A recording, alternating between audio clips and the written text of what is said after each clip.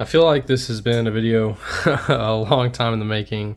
Obviously, I'm a big CZ guy, and every CZ I have, all the two that I have, my P09 and P01 are both hammer fired.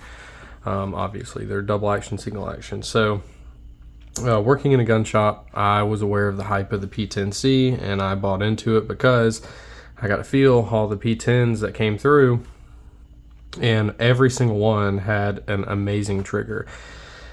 My biggest gripe with the P10 though is the slide release, and upon further research it looks like that breaks in pretty well after some use. So obviously I finally picked myself up one.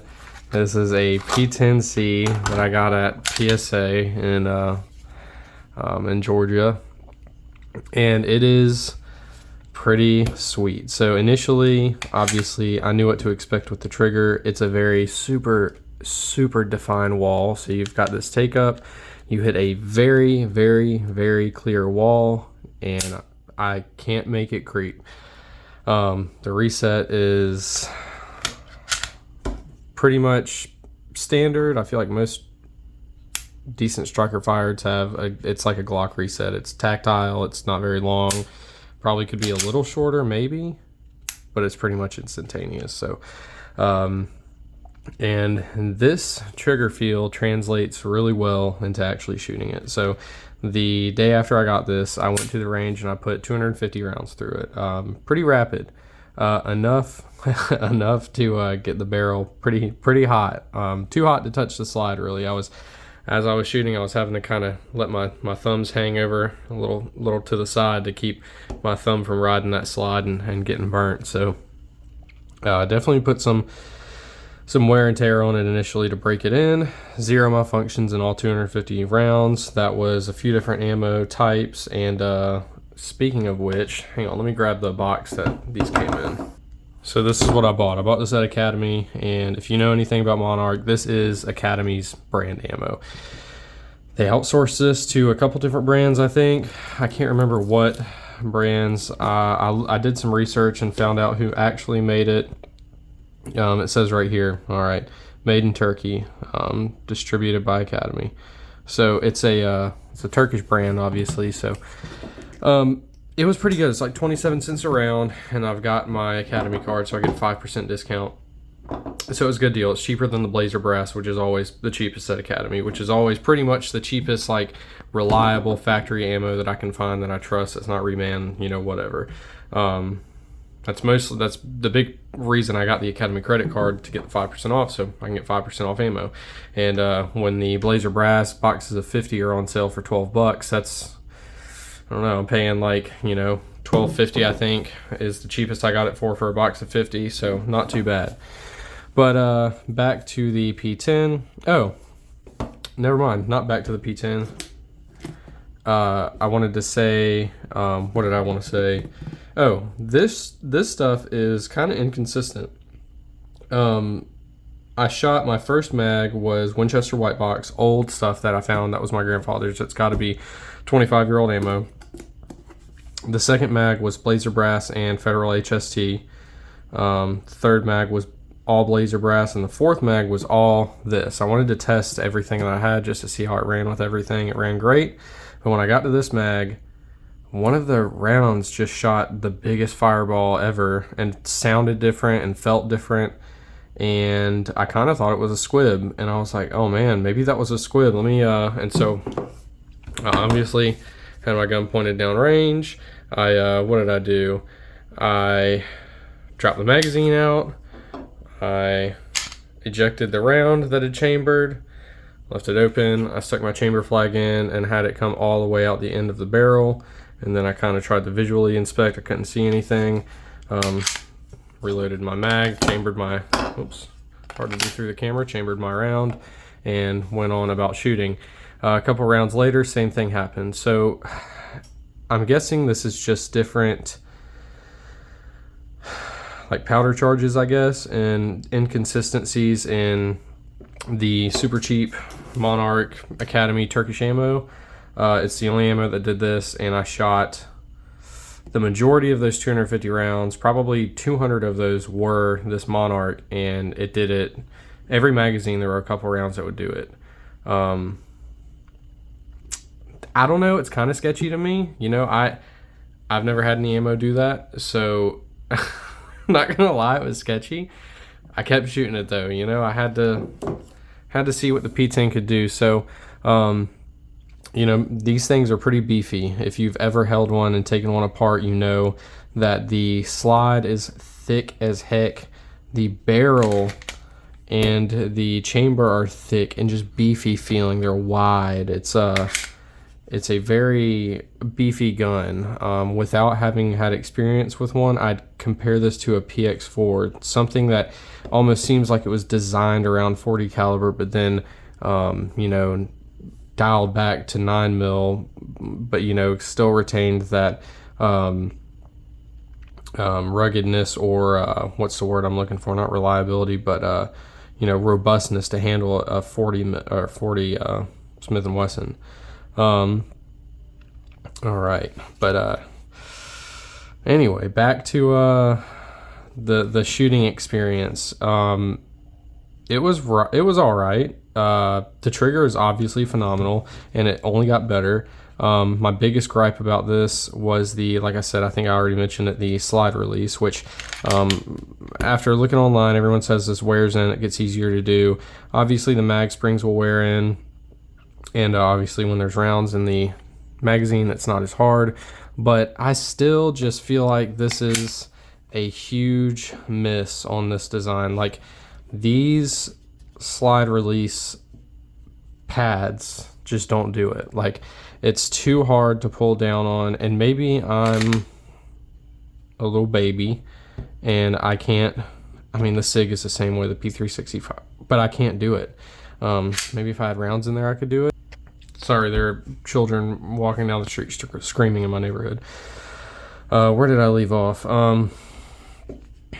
So it came with the mag plate, or the base plate extensions, the +2s, which is actually really cool because my P09 mags fit this, and I was able to take those to the range. I threw a +2 base plate on one of those, so I had one that held 21 rounds. I had this that holds 17. I had a 19 round flush fit base plate P09 mag, and a 15 round flush fit base plate P10C round or mag, and it ran great. I mean, this gun just ran and ran. Obviously, I didn't have any malfunctions, like I said.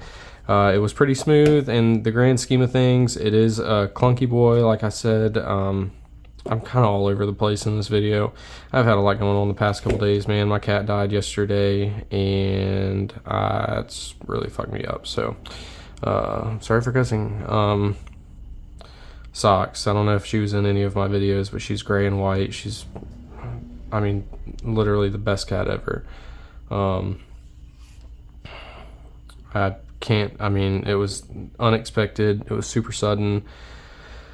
I took my dog to the park one morning on my day off, and when I got home, Socks was on the floor, and obviously in distress, and we rushed her to the cat hospital, and she passed as we pulled in. So the vet said it was a heart attack, or that's at least how she kind of described it to us, and there's nothing we could do. There's not going to be any warning signs, and even if there was, there's not much you can do about it. And if you know, even if we had known, like I said, we did the most for her we could. We adopted her. She was the oldest cat at the shelter at the time, had been there the longest, and she had been surrendered by a family that she had been with for 6 years, since she was a kitten. And so we got her and had her for almost 4, and I'm going to miss her very, very much. I was never a cat person before I started dating my current girlfriend, and I can't believe I wasn't a cat person before. I'm a dog person for sure, but man, the cats we've had have had such big personalities, and maybe as a kid growing up, I just didn't appreciate that, but I do now, and I love my cats just as much as I love my dog, and so it really sucked. So, not to get super depressing, but that's kind of why I'm a little scatterbrained right now. And just to just to give you an idea, these damn cats, man. So I've got Pooja right here. She's just hanging out. This is a cabinet that my girlfriend bought that we're gonna kind of fix up, sand it down, and fix some of the drawers. But it's in the garage for now. Pooja loves it. And then of course we got Larry up here. And Larry is actually not doing super good either. He had some issues going to the bathroom, and we had to rush him to the vet today, and he's looking better now. It might be an infection or something, but we're having some tests done. But he's back home with us now, so I'm happy. Definitely happy about that. All right, back to less depressing stuff. I'm so sorry. I had to get that off my chest. I haven't really talked about it at all, and I don't know, man. It sucks. It really sucks. If any of you are cat people, leave it in the comments, or dog people. I'm just a big animal person. I have no problem hunting or anything, but I just, I don't know. I love my pets, man. They're part of my family, so. I don't have kids yet, so I can still think like that. My dad always told me growing up that once I had a kid, I'd understand that there's nothing like that, and I totally believe that. But hey, I just got my animals right now, and they mean a lot to me. So, all right, for real, back to the topic at hand, the subject at hand, whatever you want to say. The P10, man, it's been a long time coming. So I did notice, I did not notice the slide release break-in, but what I did notice was the trigger getting smoother, which it was already smooth before. But man, I actually had, for the first time ever, I think, on a striker fired gun. No, this happened to me on my P365 as well, because that trigger is not good. I don't love it, but it's not heavy. So I actually had an accidental discharge. So I pulled the trigger, I had my recoil, and the slide came back, trigger reset, and before I was ready to fire the next shot, my gun was downrange and my targets were within the realm of right, but they weren't right where I wanted them to be. I rang off another shot, and that was cool and also lame, because you shouldn't, I should have better trigger control than that. But it was pretty cool that the trigger on this thing is light enough that I can do that. Like, I don't know. I'll just have to be more careful. I just wasn't expecting that on a striker fire gun. Yeah, so a little bit more about this. So I bought it at, like I said, the PSA store. They had a Shadow 2, man. They had a Shadow 2. It wasn't optics ready, but man, was I very close to picking that up. And I think I'm going to pick one up here in the next couple months. I've got another good side job coming up. I'll make some good money off that. Save up a couple more, I could get it now. I'm trying to do this thing where I want to be able to buy whatever I like, whatever the next big thing is that I want to be able to buy that like 3 to 5 times over before I actually spend the money on it. That's like, I don't know. That just makes sense to me. Don't ask me where I came up with that number 3 to 5. It just feels right. Like I have, and that doesn't include my savings. This is just like, money I have in my checking or whatever. Like, I want to be able to afford whatever I'm buying. That's a want, a few times over before I actually spend the money on it. That just gives me that huge buffer I need. So it's going to be a while before I get the Shadow 2, but it's coming, dude. It's coming. I held one in the store, man, and I fell in love. That steel frame is like nothing else. That trigger is just phenomenal. It's a great sounding gun. It's a great looking gun. At first I hated the blue grip panels, but now I love them. So yeah, I would have, I actually probably would have just bought the one from the other day, but it was not optics ready, and I really want something optics ready, because after this experience sending my P01 out to primary machine, nothing against them, I haven't even gotten the gun back yet, but that's kind of the problem too. It's been gone it's creeping up on 4 weeks, which is the low end of their estimated wait time. I'm not complaining. I signed up for this, but in hindsight, would I have signed up for this again? Maybe not, and that's why I want to get an optics ready Shadow 2, which PSA has one on their site for $1,200. So if that deal is still around in a month, your boy will be hopping on that for sure. Before I even left the store with this thing, I put it in a short. If you saw the short, I ordered a Cajun Gunworks RMR plate. That was just kind of the first one that came up. Also, it's Cajun Gunworks. I mean, they're the CZ experts, so figured their plate would be pretty good. I've heard mixed reviews about CNH recently, even though they're really local to me. I'd really like to use them. I've just heard, I don't know, just not good stuff. So I'm gonna let them get their stuff situated and sorted out, and I'll just go with the Cajun Gunworks. So that's in the mail. It should be here day after tomorrow. We'll pop that on there. We will either take the 507C off the Glock and put it on here, or I will just get another like 507C to put on here. I'd really love to do an RMR. I just don't have, well, I don't want to spend RMR money on this thing. Especially, you know, I'm going to have the RMR on the P01. That's kind of like the ultimate pistol to me. It's like the ultimate rendition of a carry pistol. And so, like, I don't know. I really do want an RMR on this, and I could use another one. Maybe an SRO, maybe a 507 comp. Speaking of 507 comp, I know I've mentioned wanting to put one of those on my P09, and the P09 might be gone, brother. I've got somebody that's kind of interested in it. I'm going to show it to them. If that sells, I'll probably get the Shadow 2 sooner. That's why I'm even entertaining the thought of selling the P09 again. I know I've gone back and forth. I'm super wishy-washy, but the want and the desire for a Shadow 2 is very real, and I feel justified as long as I'm taking money that I'm selling or making off a gun or getting from selling a gun and putting it towards another better gun. That'll make me feel all right. I really got the hankering for a Shadow 2. It's, you hold one and you feel the trigger and it just does something to you. It's a great feeling gun. It's funny too, because so I'm in the store, right, and I'm looking at steel frame stuff, just alloy steel, any metal frame pistols. I start looking at the Berettas. Shout out Bobby. They got a Squalo. They got the 92XI, 9211. I'm like, all right, let me see that thing.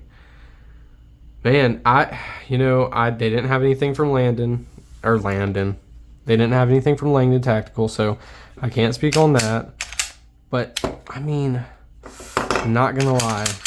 That Beretta 92 GTS, the trigger on that thing, the double single action trigger felt 90% of what their double single action performance trigger felt like, and probably 85% of what the Squalo felt like. And maybe that's on the money. Maybe I'm asking too much from a trigger.